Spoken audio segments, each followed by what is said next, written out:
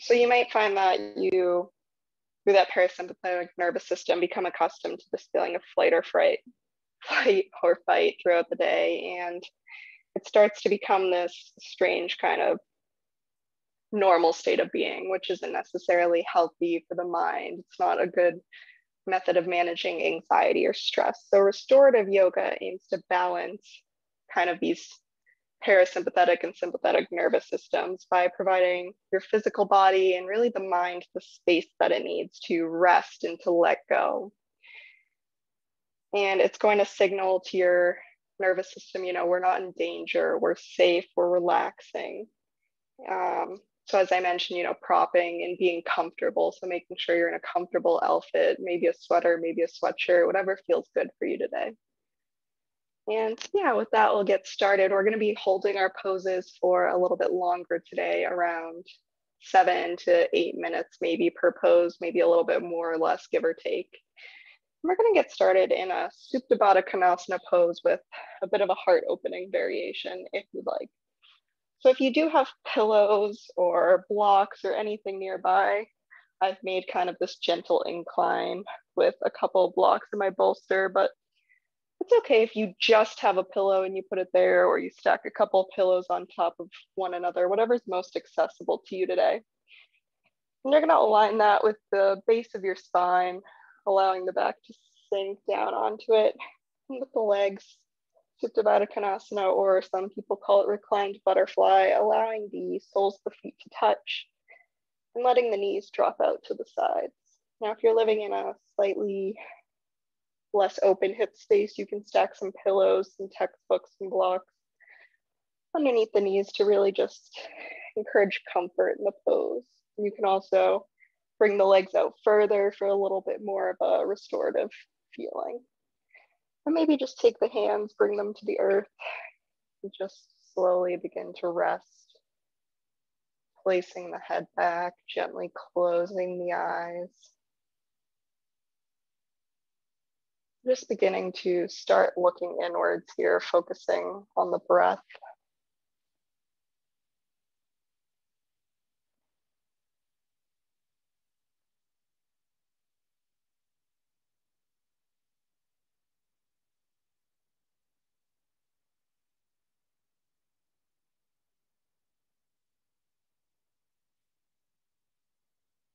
We're just going to walk through while you're relaxing here, eyes closed, with a gentle, short guided meditation. So I invite you to take a deep breath. And I wonder if you could just take a moment to imagine yourself being more calm, more peaceful, maybe just a bit more focused internally.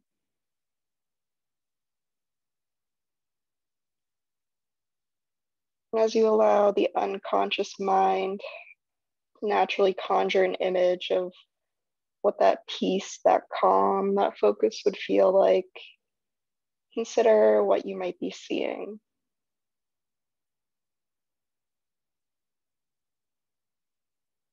Maybe what you might be hearing,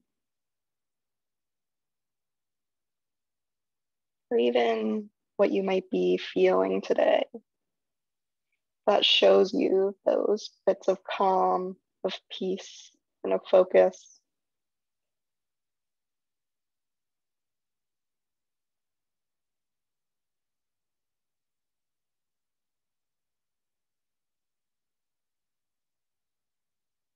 And perhaps you're already feeling more calm, peaceful, and focused.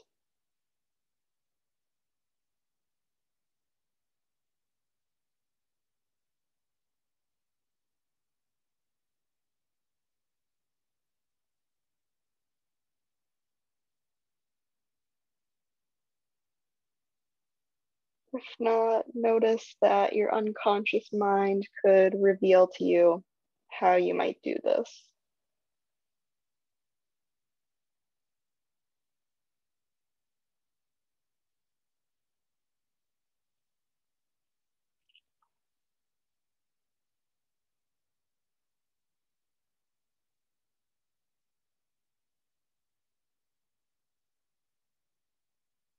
Well, maybe you can think of a simple way to incorporate this feeling of calm into your practice today.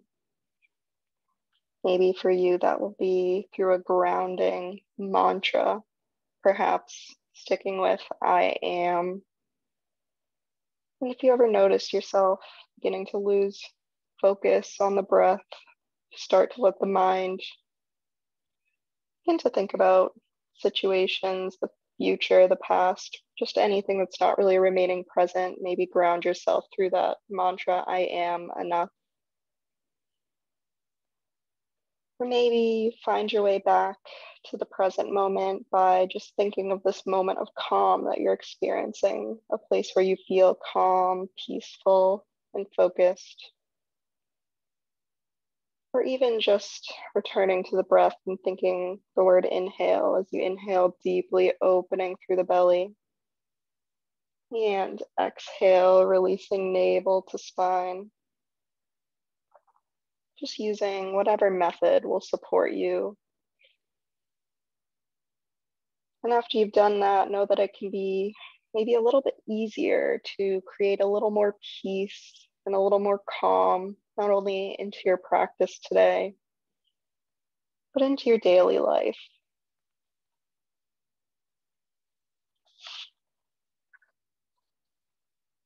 From your pose here, I really just encourage you to feel the connection between the earth and your sits bones. Maybe if the hands are resting in the floor, taking them onto the belly and just feeling stomach expand on the inhale and release on the exhale.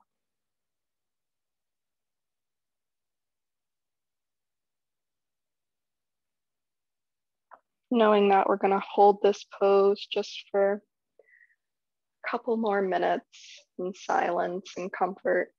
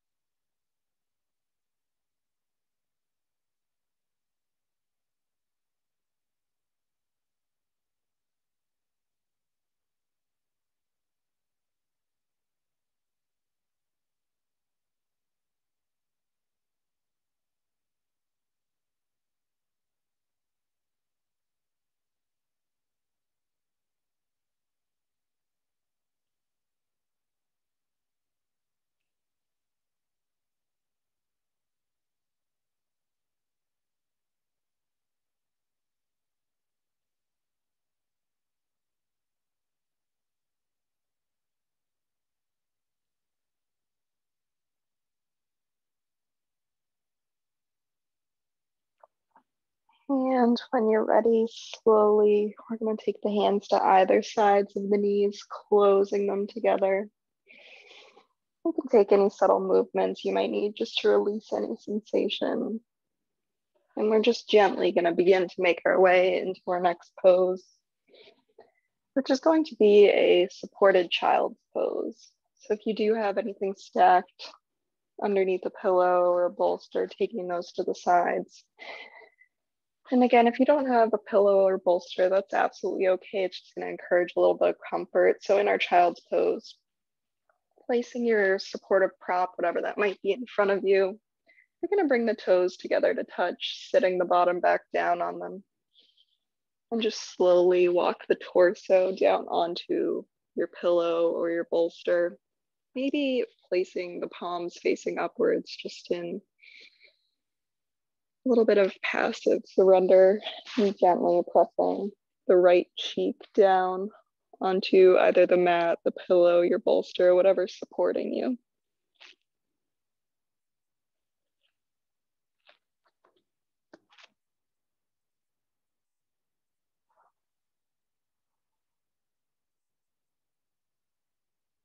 And again, gently closing the eyes,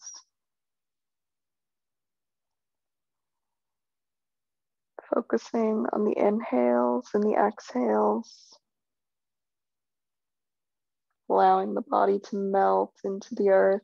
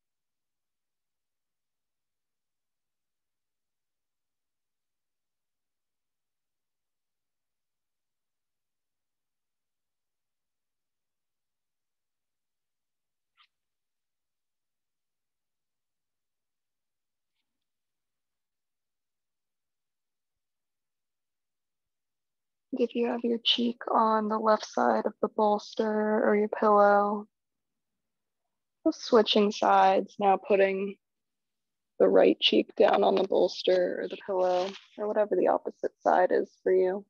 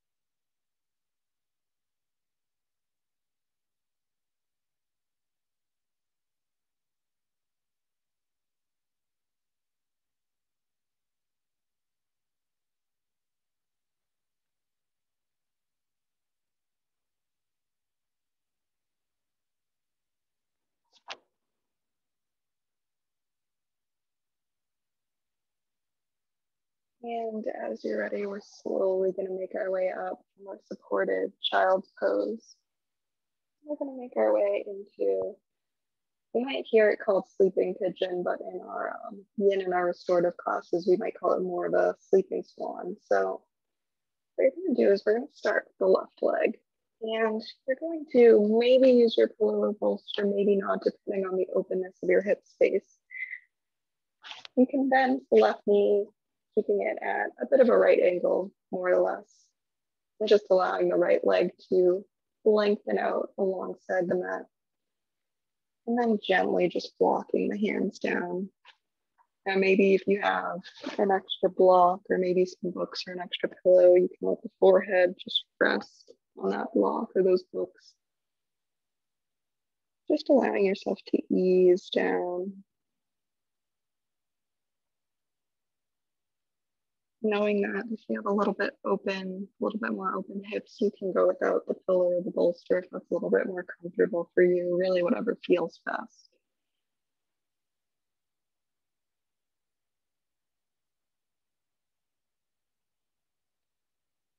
And if you find that any of these poses might not suit your body, you can always move into something completely different that might be more comfortable for you.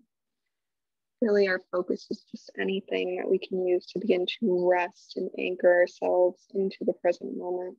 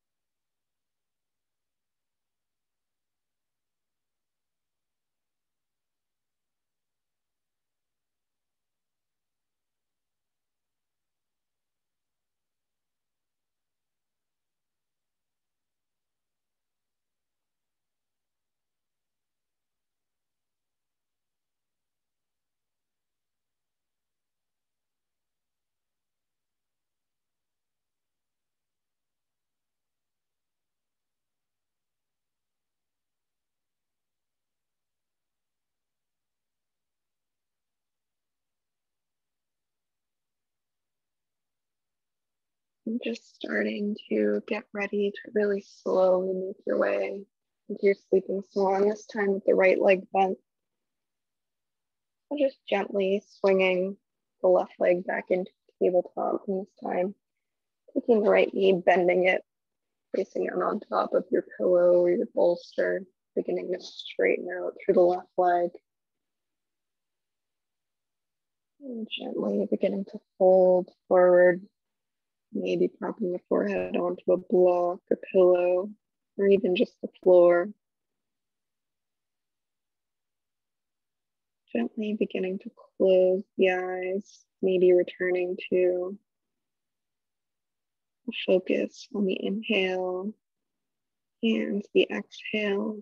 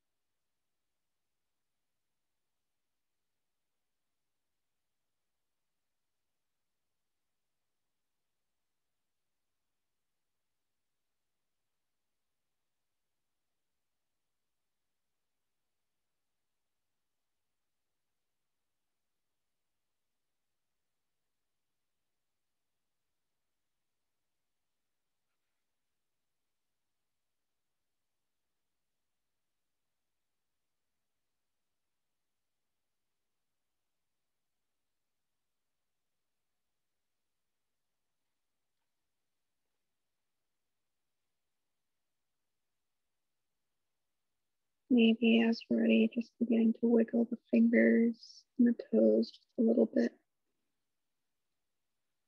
Beginning to rise from sleeping swan pose. Making our way into our next pose, so unbending and maybe coming into a tabletop. And we're gonna make our way into a really narrow-legged, really restful child's pose. So taking the knees together, sitting the bottom back. You can take the arms to either side of you as you bring the forehead either to a pillow, a block, or the floor.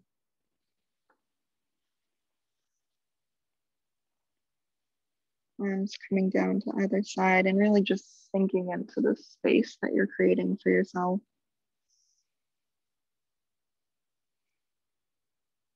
Feeling safe,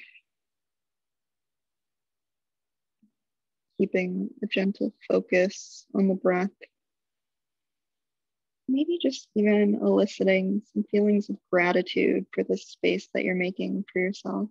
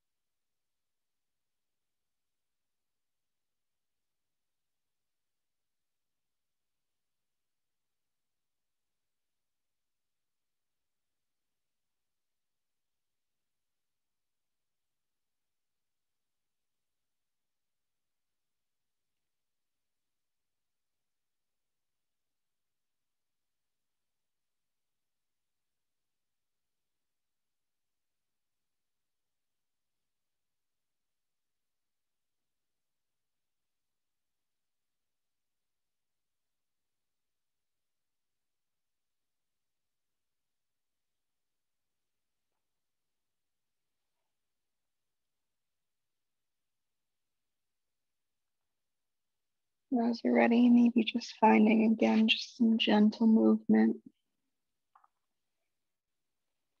Slowly beginning to pick up the torso. Maybe take a quick counter stretch, reaching the fingertips behind you, dropping the head back as you open up through the chest.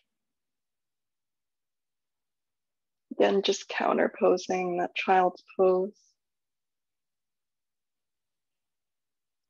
And we're going to make our way into our final resting pose here.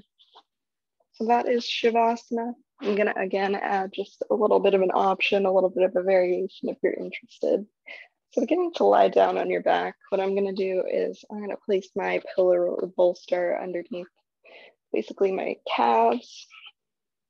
As I begin to lay my back down, I find that just elevating the legs a little bit can make it just a little bit more comfortable, but completely up to you. Maybe you want no pillow, maybe you place it behind your head, whatever feels right. Pressing the back of the hands to the mat on either side, allowing the feet to flap open. Really taking up as much space as you can here. Maybe just starting to take a quick scan through the body, starting at the crown of the head. Noticing every part of the body making contact with the earth. And just as you begin to scan down, really releasing any tension that you might find in any part of the body. If you want to make this any more comfortable, maybe covering yourself up in a blanket, anything else that feels good. Again, really making it your practice. I'll be here for about 8 or 9 minutes. Quiet mind, quiet body, Shavasana.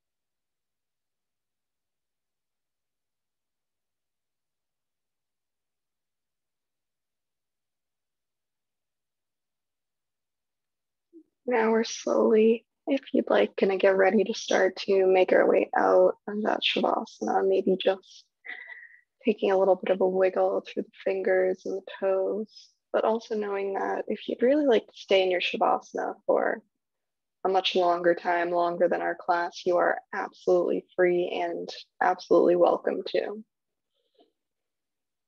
But otherwise, just gently beginning to bring yourself back into the present.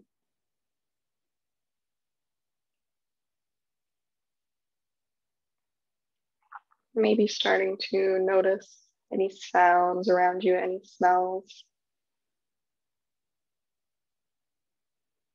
Maybe taking a deep stretch, reaching the arms overhead, stretching out through the full body.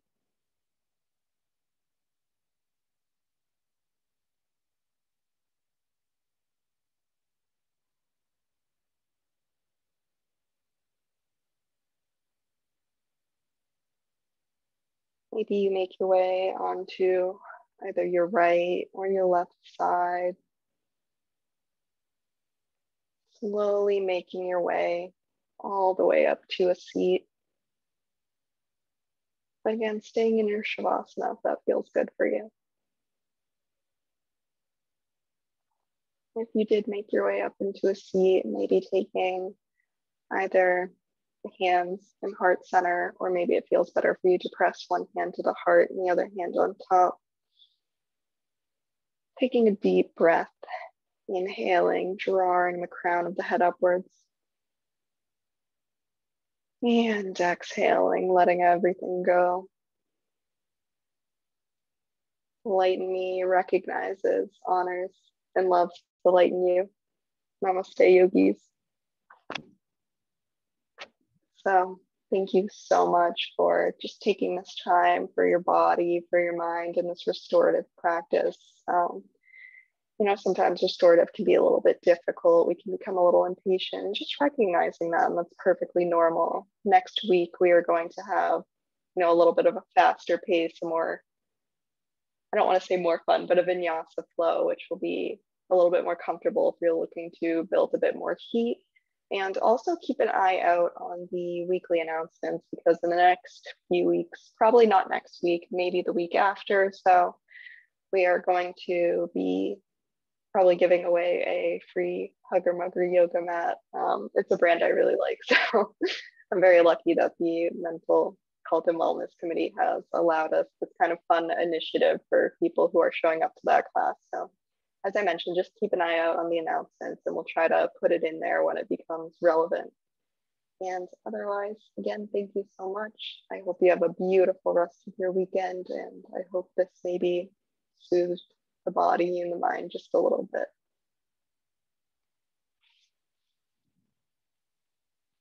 Thank you, everyone. So glad.